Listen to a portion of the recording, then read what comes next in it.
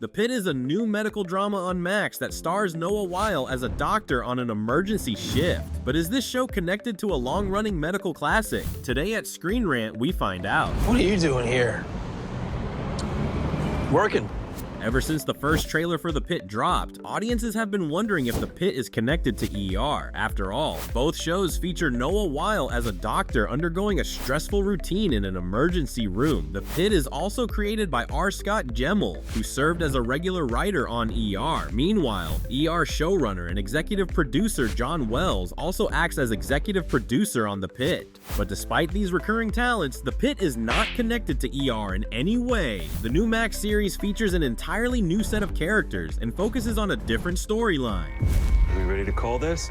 However, the estate of ER creator Michael Crichton still feels that The Pitt uses the concept of an unused ER sequel. Shaurya Crichton, the widow of the late screenwriter and show creator, sued Warner Bros. Television, along with cast and crew members like Noah Wyle and John Wells. This lawsuit argued that despite the changes in characters and story, the new series unofficially used an ER sequel's concepts without crediting Michael Crichton as creator. The lawsuit alleges that negotiations were underway for nearly a year about a new version of ER. It's unclear if this new version indicated a remake or a sequel, but the Crichton estate states that Warner Bros. Television, Wells, Wyle, and Gemmell rehashed the new ER concepts, changing the setting to a hospital in urban Pittsburgh and calling it The Pitt. While this lawsuit was first reported in October 2024, Warner Bros. Television filed a countersuit in November. The studio's lawyers argued that The Pitt was not derivative of ER in any way and that it was an entirely different TV series.